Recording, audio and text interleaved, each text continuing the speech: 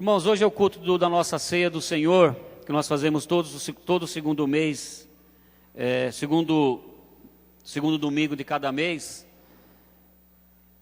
lembrando da grande vitória nossa, conquistada lá na cruz por Jesus Cristo. E nós queremos falar nessa noite sobre a dupla honra. Tudo que nós vimos nessa noite aqui, nós já podemos entender que o Senhor está nos honrando duplamente, amém? Por que Ele nos honra duplamente? Porque a palavra dele fala que Ele faz infinitamente mais daquilo que nós pedimos ou pensamos. Então, tudo aquilo que você tem pedido a Deus, tudo aquilo que você tem pensado na sua vida, pode ter certeza que você leva diante do Senhor. A Bíblia diz que Ele faz aquilo e Ele faz muito mais na nossa vida. Foi exatamente a obra que o Senhor Jesus Cristo fez na cruz. Ele morreu por nós ali, nos deu a salvação, e Ele disse que Ele foi para nos preparar uma morada celestial. E diz que nós nessa morada veremos coisas que é inexplicável que nós vamos ver lá. Além de nós sermos salvos, a Bíblia diz que quando nós chegarmos no céu, nós seremos duplamente honrados por Deus, por tudo que nós temos vivido aqui. Mas quando nós olhamos para nós, irmãos, e muitas pessoas quando chegam na igreja, ou até no momento da ceia, no domingo da ceia, nós olhamos muito para nós. Nós temos falado isso. Nós olhamos muito para a nossa vida, para aquilo que nós temos vivido. Olhamos muito para nossas falhas. E tem dois pontos. Quando nós olhamos para as nossas falhas, nós nos sentimos não merecedores de tudo aquilo que Deus tem feito. Porque você chega às vezes na igreja e fala, não sou um pecador, eu sou um adúltero, eu sou um viciado, eu sou um fofoqueiro, eu sou um drogado, eu briguei com a minha esposa, eu bati nos meus filhos, eu não posso tomar a ceia, porque eu falei um palavrão, escapou. Então nós olhamos muito para nós. E quantas vezes quando você olhando para você, e você nessa sua introspecção, que é quando você começa a olhar para você mesmo, você se sente incapacitado muitas vezes de muitas coisas, até mesmo de receber uma cura, de receber um milagre, de receber uma restauração, de receber uma palavra de Deus na sua vida, porque você se acha que você não é merecedor. Ou quando nós olhamos para nós achamos que nós temos feito muito, não é? Não, porque eu oro, porque eu leio a Bíblia, porque eu jejuo, porque eu estou todas as quartas-feiras na célula, porque eu estou todos os domingos na igreja, então eu dou aula, eu sou pastor. Então, ou você se sente que não é digno de estar na igreja, ou não é nem digno de participar da ceia, ou você acha que você faz bastante coisas, se você acha até que você está recebendo tudo isso pelos seus próprios méritos. E nós corremos até o risco de achar que o Vinícius só foi curado porque o pastor orou, ou porque você orou e a sua oração fez a diferença. E nós achamos que nós que fazemos algumas coisas. Não, irmãos, nada é nós. Nós nem somos aqueles que somos rejeitados por Deus, não somos aqueles que não somos merecedores de receber algo de Deus, e também não somos aqueles que nós nos inflamamos achando que tudo acontece por nossa causa, por causa de nós. Não é nada disso. Mas quando nós sentimos assim, nós precisamos levar os nossos pensamentos para uma única pessoa. Existe uma única pessoa que nós temos que direcionar toda a nossa vida, todo o nosso pensamento, toda a nossa oração, que é o Senhor Jesus Cristo. Porque Ele, irmãos, foi Ele que levou na cruz toda a vergonha que nós tínhamos de pecadores. Porque o pecado nos traz vergonha. E quantas pessoas se acham até que não podem vir à igreja, porque ela se acha tão pecadora, e ela se acha envergonhada, com vergonha de estar na igreja, com vergonha de ir até mesmo no encontro, com vergonha de participar de uma célula, porque ela se acha que ela não pode. Então isso daí, irmãos, nós precisamos entender tirar isso do nosso coração, tirar essas coisas e saber que a nossa vida é direcionada para uma única pessoa, que é o Senhor Jesus Cristo, porque lá na cruz Ele levou toda a nossa vergonha, para que nós possamos desfrutar do quê? Da dupla honra. Ele nos honra na cruz duplamente. E eu queria ler com os irmãos Isaías 61. Isaías 61, versículo 7.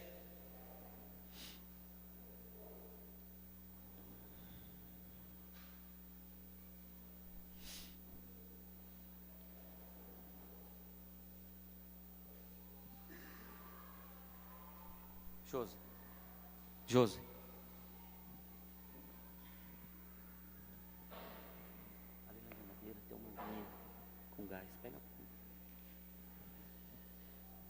Isaías 61, versículo 7, diz assim: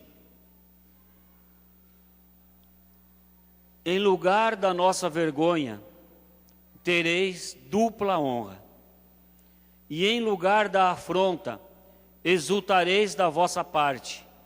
Por isso, na sua terra, possuirão o dobro, e terão perpétua alegria. Amém, queridos? Então está dizendo que em lugar da nossa vergonha, Isaías 61, 7 diz que em lugar da vossa vergonha, tereis dupla honra, e em lugar da afronta, exultareis na vossa parte, e por isso na sua terra possuirão o dobro, e terão perpétua alegria. Amém, irmãos? Aqui, se nós falarmos aqui de vergonha, nós podemos entender, segundo o dicionário Aurélio, que vergonha significa o quê? Desonra. Desonra. Quantas famílias se sentem desonradas pelos filhos? Quantos filhos têm, quantas pessoas falam assim, os meus filhos me envergonharam. O meu filho me envergonhou, porque ele cometeu tal coisa, ele falou, ele me ofendeu perto das pessoas, o meu filho está num caminho de perdição. Isso traz vergonha para a família. Existem muitos pais que se sentem até envergonhados por conta do que os filhos têm feito. Isso se chama o quê? Desonra. Tem filhos que desonram os pais. E isso traz o quê? Então a vergonha, ela significa desonra, transgressão, desrespeito, e achamos que nunca podemos participar da mesa do Senhor por causa desses sentimentos. Agora vem cá, queridos, você que é pai, presta atenção como que funciona. Todos nós, sem exceção nenhuma, nós pecamos, somos pecadores. E quando nós pecamos, automaticamente isso traz o quê? Uma desonra a Deus. Mas, irmãos, pensa comigo, você que é pai, mesmo que teu filho te envergonhe e te desonre, mesmo que teu filho ele faça algo contra você, eu tenho certeza que você o ama, mesmo assim. Ama ou não ama? Ama. Ama. E quantas vezes na hora de uma refeição, que a família está à mesa, e mesmo que aquele filho que te envergonhou ou te desonrou está lá no quarto, a primeira coisa, tenho certeza, a primeira coisa que você fala, chama o fulano para vir almoçar. Chama o ciclano lá no quarto para vir jantar. Chama ele para vir comer junto conosco aqui. E às vezes ele não quer vir porque ele está envergonhado, porque desonrou você, desonrou, ou pode ser um filho com 5 anos, 10 anos, 12 anos, 13, 15, 20, 40 anos.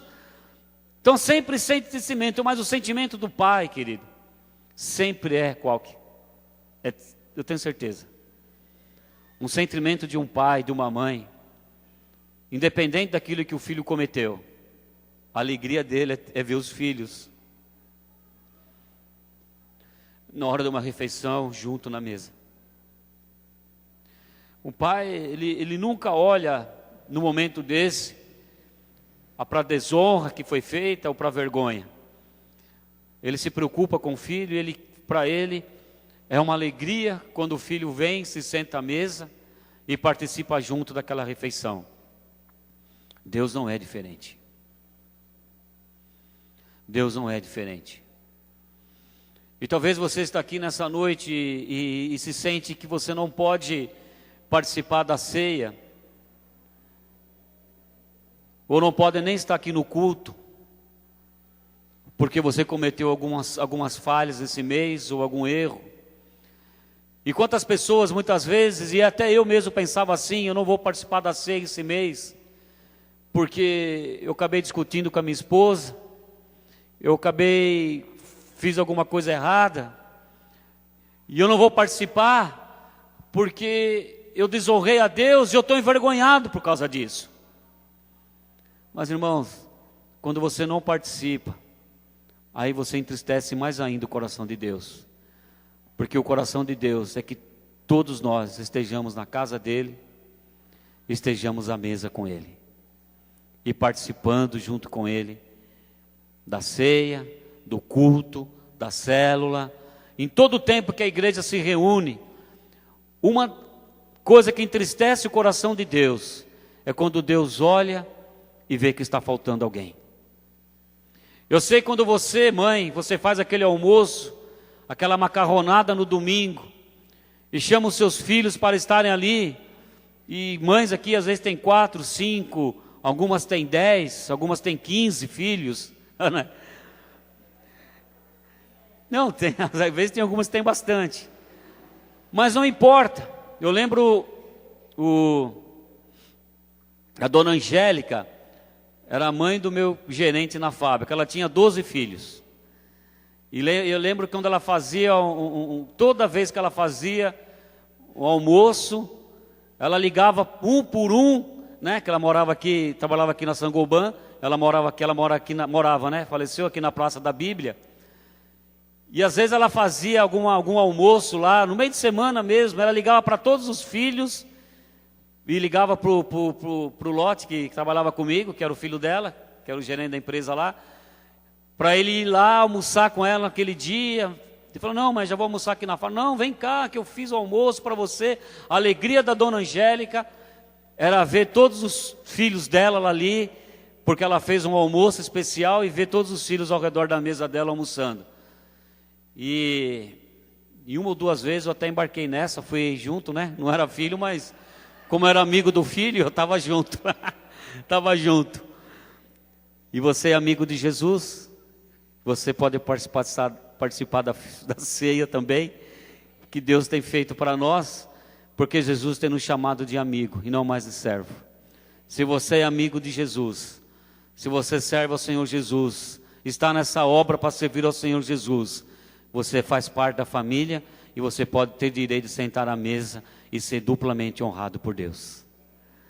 Então é assim que Deus fala. Então o pai, ele nunca fica olhando para o erro do filho, por mais que seja doído.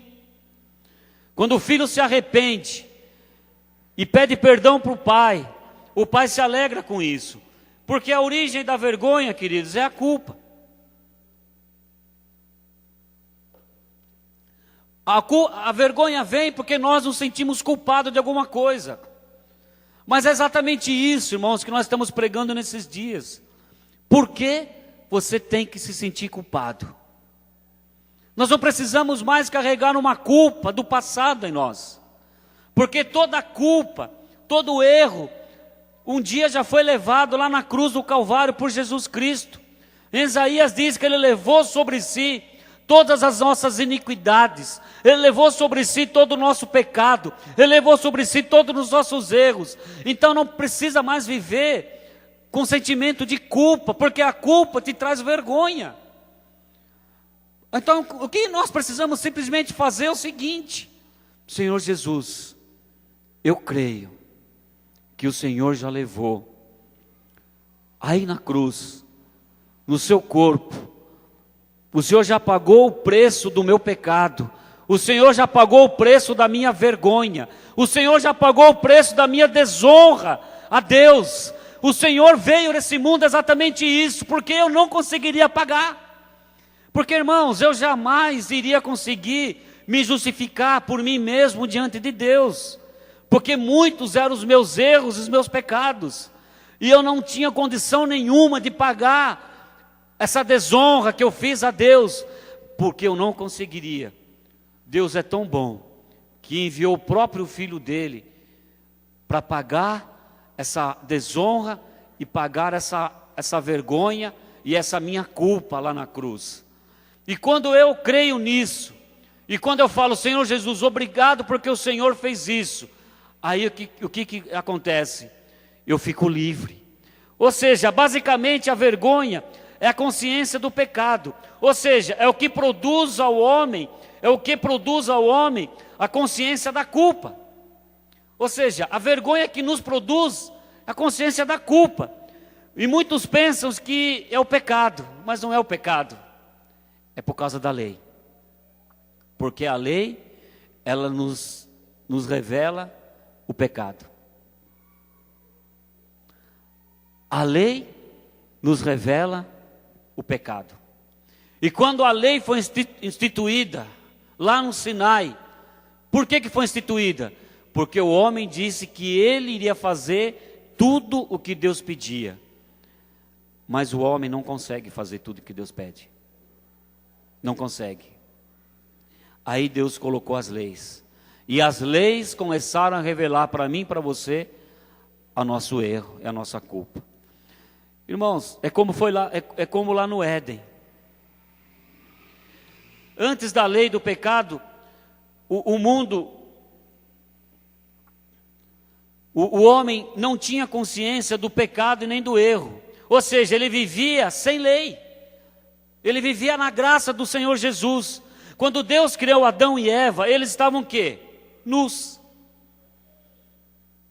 Agora todo mundo que ficar nu aqui vai se sentir envergonhado, vai ou não vai? Você imagina eu nu aqui em cima, perdendo minha roupa toda agora aqui, ficando peladão aqui. Me traz vergonha. Mas irmãos, por que isso veio agora para Adão? A Bíblia diz que Adão e Eva, eles andavam nu, e eles não tinham vergonha. Por que, irmãos, eles não tinham vergonha? Porque não existia a consciência do erro. Eles eram o quê? Inocentes. Eles eram inocentes. E a Bíblia diz que lá no Éden, Deus colocou duas árvores. Uma se chamava, como Josué falou aqui na quarta-feira, né? Na terça. Uma se chamava a árvore da vida, e outra se chamava a árvore do conhecimento do bem e do mal. Agora, o que estava preparado para mim e para você? Em todo o tempo. Estávamos preparados o quê?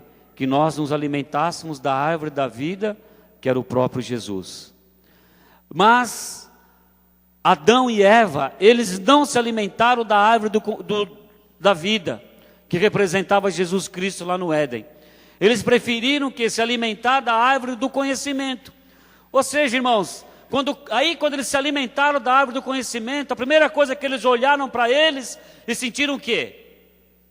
Vergonha, porque estavam nus. Irmãos, é como uma criança.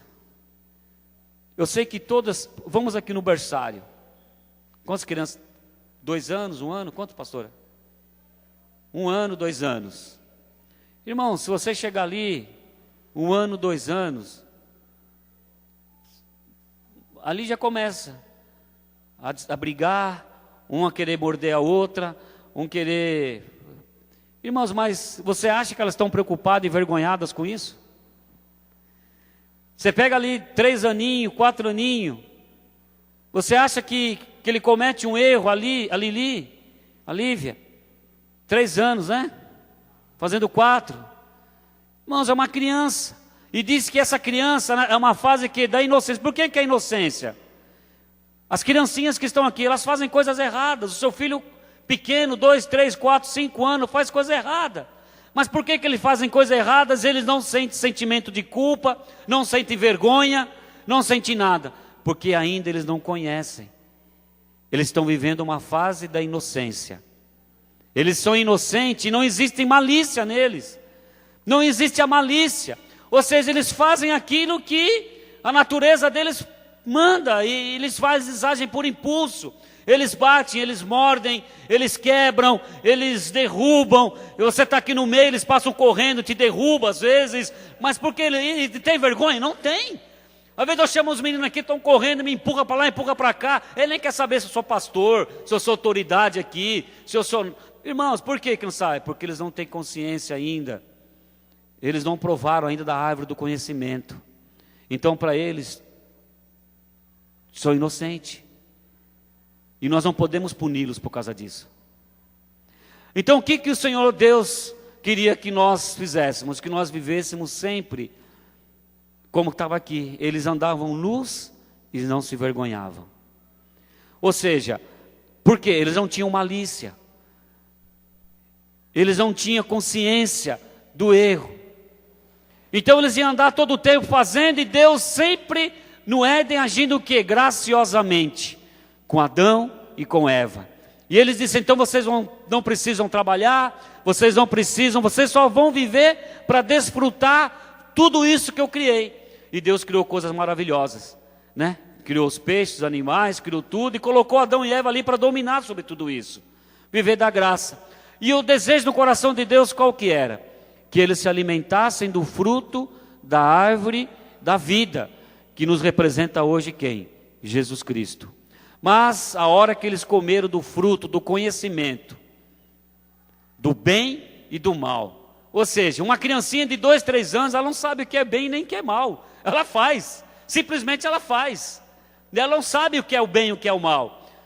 E Adão e Eva também, até então, eles não sabiam o que era o bem nem o que era o mal. Eles viviam ali na graça de Deus, desfrutando de tudo. Mas a hora que eles comeram da árvore do conhecimento, do bem e do mal, eles sentiram vergonha. E a primeira coisa que eles fizeram, a Bíblia diz, que eles se esconderam. Se esconderam. É por isso que nós vemos tantas pessoas hoje em dia se escondendo de Deus. É por isso que é tão difícil, às vezes, nós levarmos pessoas para o encontro. Tão difícil trazer as pessoas para a igreja, porque as pessoas estão se escondendo de Deus. Porque foi revelado para elas a lei através do pecado. Então elas se sentem muitas vezes que elas não podem participar de nada que é de Deus. Se convida para ir numa balada, ela vai. Ah, balada, Se convida para ir numa festa, ela vai. Se convida para ir em qualquer outro lugar, até mesmo qualquer coisa que você imaginar aí, vai, não vou nem falar. Qualquer lugar que não seja igreja, a pessoa vai. Por quê? Que para ela ali, mas quando ela fala de igreja, ela não vai.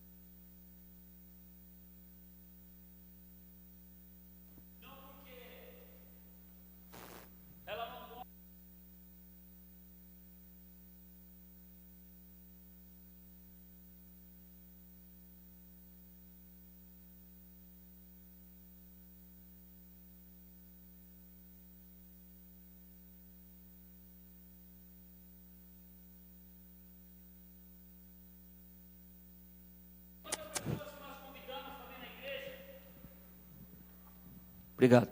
Quantas pessoas nós convidamos para vir na igreja, a pessoa, a primeira coisa que ela fala, não, porque eu ainda fumo, não, porque eu bebo, não, porque eu me drogo, não, porque eu faço isso, não, porque eu faço aquilo. Mas Deus não está interessado nisso. Deus não está interessado nos pecados que nós cometemos. Deus está interessado em nós. Deus não está interessado na vida que você tem levado. Deus está interessado em você. E quando eles pecaram, eles sentiram vergonha, viram que estava nu. A primeira coisa que eles fizeram, nós não podemos mais chegar diante de Deus. E a Bíblia diz que todas as tardes Deus visitava Adão. Deus visitava aquele casal.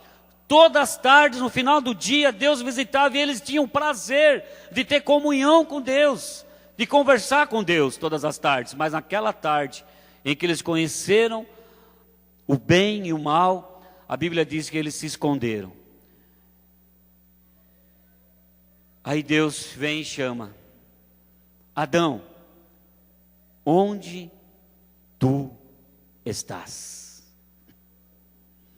Deus fala para mim e para você: por onde você tem andado? Adão fala assim: Senhor, eu ouvi que o Senhor estava vindo. Eu senti vergonha e me escondi, porque estava nu. Aí Deus, já sabendo, mas mesmo assim pergunta para ele: mas quem te disse que você estava nu? Ou seja, quem te disse? Porque em todo tempo você está nu. Em todo tempo eu te vi nu. E nós estamos todo tempo aqui juntos. Deus está falando para mim e para você nessa noite: você sempre está nu na minha presença. Nós sempre estamos nus na presença de Deus. Eu estou de roupa aqui, mas Deus está me vendo nu. Não porque eu sou pastor. Tanto o pastor, como um líder, ou como aquele maior pecador que possa existir aí fora, sempre vai estar nu na presença de Deus. Nós nunca vamos conseguir esconder nada de Deus. Adão tinha a ilusão que Deus não estava vendo para ele, não sabia que Deus sabia que ele estava. Mas falou: mas em todo tempo você estava nu. Ou seja, querido, em todo tempo Deus te ama. Independente do que você tem feito, independente por onde você tem andado, independente do que você já cometeu nessa vida, independente dos erros que você já fez, tenha certeza de uma coisa: em todo tempo Deus tem te esperado aqui nesse lugar para te abraçar e te acolher. Deus sabe da sua vida, sabe de tudo.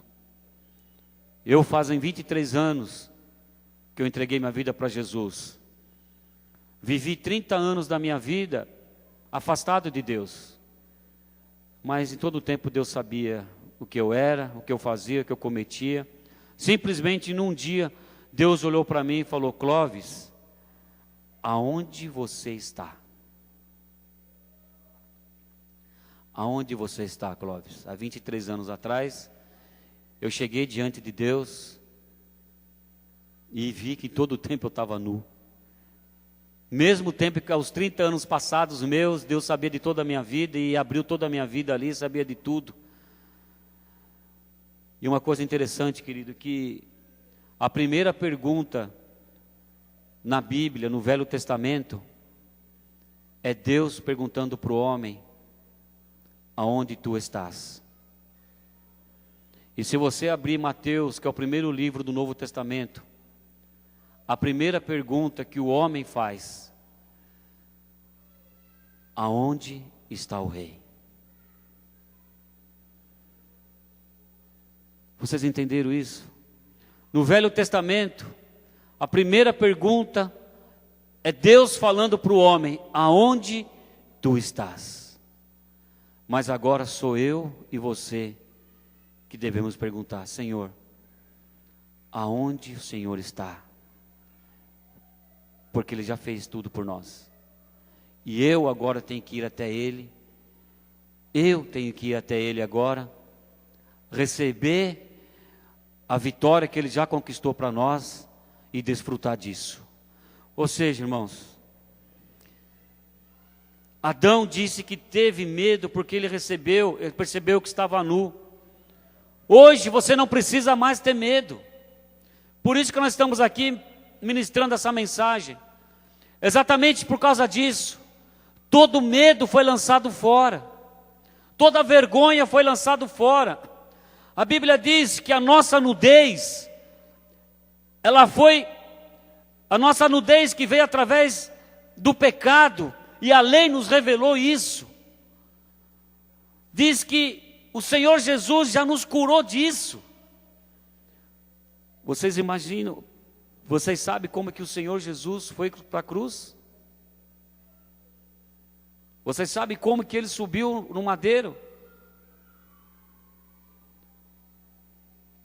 Ele foi completamente nu. Por que ele foi nu? Porque ele precisava nos curar da vergonha que nós fomos expostos por o diabo. Quem que expôs a minha vergonha e a sua vergonha lá no Éden? Satanás.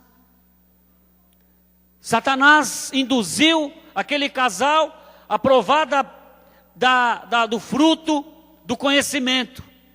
E quando eles provaram o fruto do conhecimento, eles foram expostos, dentro deles, porque Deus já sabia que ele estava nu o tempo todo. Mas eles foram expostos dentro dele, na introspecção dele, no sentimento dele, no sentimento que eles sentiam. Quando eles olharam para si e viram que estava nu, Satanás os expôs à vergonha. Mas querido, quando Jesus Cristo subiu no madeiro, e a Bíblia diz que ele subiu, ele foi completamente nu. Quando você olha, vê alguns filmes, você vê aquele pano, mas aquele pano não existe na realidade. Aquele pano foi tirado exatamente na hora que o madeiro subiu, para expor o Senhor Jesus à vergonha completa. E por que ele precisaria passar por isso? Projeto de Deus. Porque se ele veio para levar na cruz toda a nossa culpa, se ele veio para levar na cruz todo o nosso erro, todo o nosso pecado, se ele veio ali para morrer na cruz por nós, quando ele foi na cruz nu, foi para quê? Para que Satanás visse que ele, naquele momento, estava levando de toda a culpa, toda a vergonha da humanidade, toda a culpa da humanidade, todo o pecado da humanidade. Então o diabo não tem o direito mais, querido, de trazer culpa na sua vida, porque o Jesus levou lá na cruz, e ele foi exposto à vergonha lá, por minha causa e por sua causa. Ele já pagou essa vergonha, ele já pagou essa culpa. Então quando o diabo ainda vem vem na sua vida, e falar para você que você não merece estar numa igreja, que você não merece participar de uma ceia, que você não merece estar no encontro, que você não merece estar na cela, porque você é um bêbado, porque você é drogado, porque você é isso, ele quer te expor à vergonha. Mas sabe de uma coisa? Jesus já levou toda essa vergonha lá na cruz, e você tem o direito.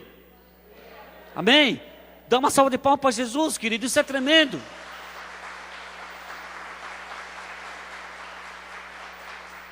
Hoje você não pode mais ser exposto a vergonha nenhuma.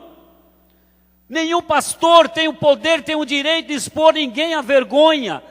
Ninguém tem o direito, porque Jesus já fez isso. Jesus já anulou tudo isso, toda a vergonha. O diabo não tem mais direito nenhum. A única coisa que nós precisamos entender é isso: é abrir o nosso coração e ser livre para chegar diante de Deus. Porque Adão, a partir daquele momento, ele já não se sentiu mais livre, e não se sentiu mais com condições de conversar com Deus. Em todo o tempo, ele se escondeu de Deus, porque ele olhou para ele e viu que estava nu. Irmãos, não olhem mais para você. Eu não posso mais ficar olhando para mim. Porque mesmo sendo pastor, eu ainda erro. Eu ainda desaponto as pessoas. Eu ainda muitas vezes entristeço a minha esposa. Muitas vezes eu faço a minha filha chorar ainda. Mas se eu olhar para mim, queridos, eu sei que eu não tenho condições nenhuma de estar pregando aqui. É por isso que todo tempo eu tenho que olhar para a cruz. Em todo o tempo da minha vida eu preciso olhar para a cruz e saber que lá na cruz o Senhor já me honrou. Quando Isaías faz esse texto, querido, quando nós lemos aqui, em lugar, Isaías 61:7, na sua Bíblia está dizendo: em lugar da vossa vergonha, tereis dupla honra. O que você precisa olhar agora e falar assim: não sinta mais vergonha, querido. Porque no lugar da vergonha que você sente, quando você olha para Jesus e vê que Ele já cumpriu, e Ele já levou ali, você pode ter paz, porque Ele está duplamente te amando. Você só precisa desfrutar. Só precisa desfrutar disso.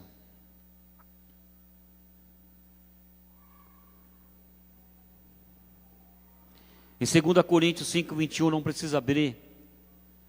A Bíblia diz assim, 2 Coríntios capítulo 5, versículo 21, diz que Deus se tornou pecado por nós.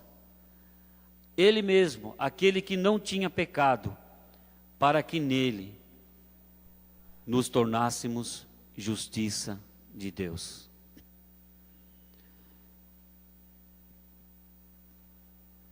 O primeiro,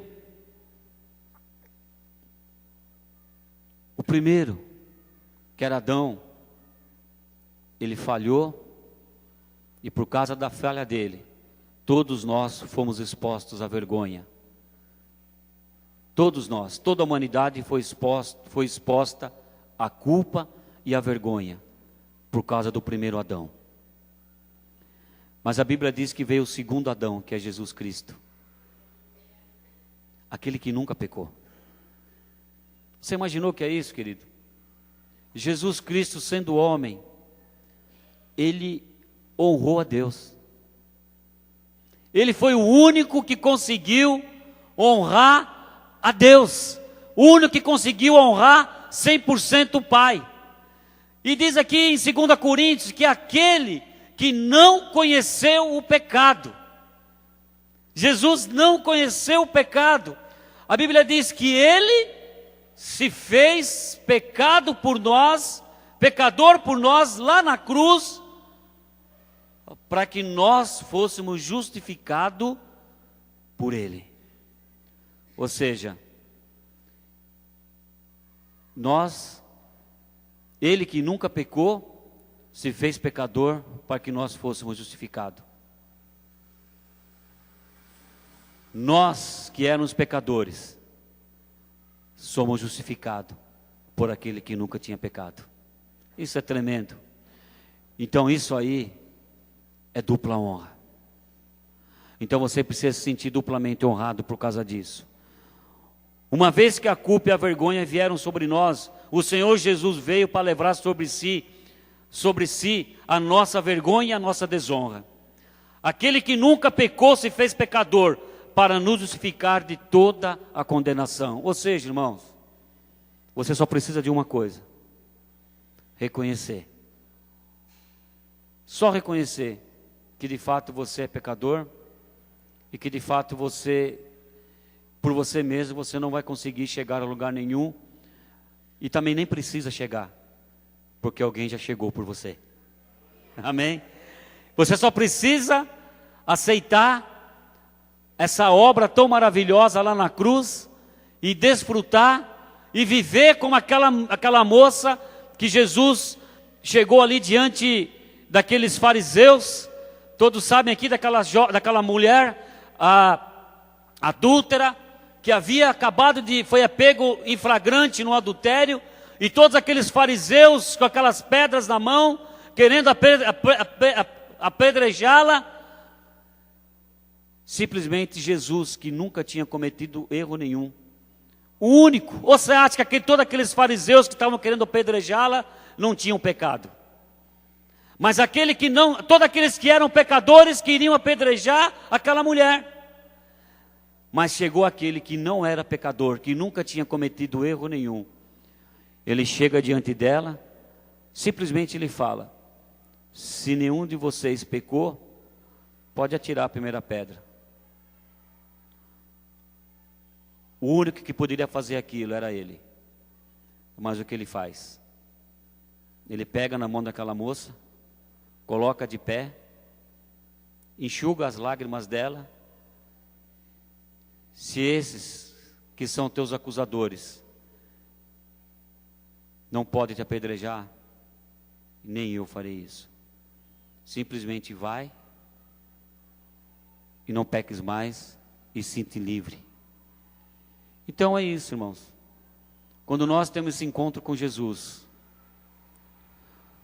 quando nós temos esse encontro com Jesus, esse encontro com Deus, e nós reconhecemos a nossa vida, o que nós não temos condições nenhuma de estar diante dele, mas que Jesus Cristo fez isso por nós, nós nos sentimos tão amados.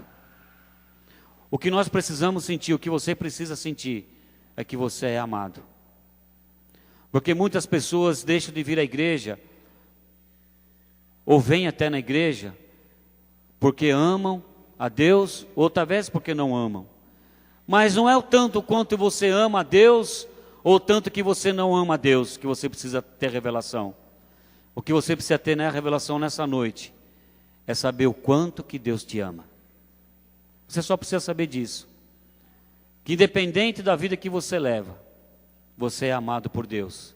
E você tem o direito de ser mudado e transformado pelo poder restaurador da cruz de Cristo. Amém, queridos? E em cima disso que eu queria orar agora, eu queria que você abaixasse sua cabeça.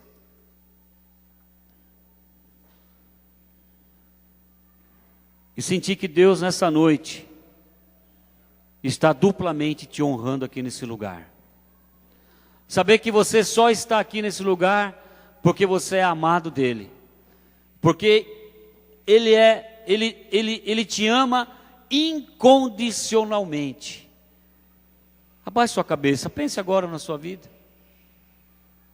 Mas não pense com sentimento de acusação, não, nem de vergonha e nem de culpa. Não é isso que Deus quer de você.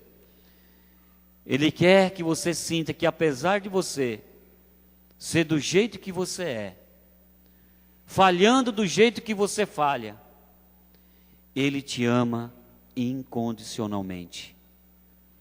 O amor de Deus, ele não é baseado em condições humanas que nós possamos mostrar para Ele. Simplesmente Ele te ama. E porque Ele te ama, Ele quer te honrar. Ele quer te honrar na sua família, Ele quer te honrar na sua casa.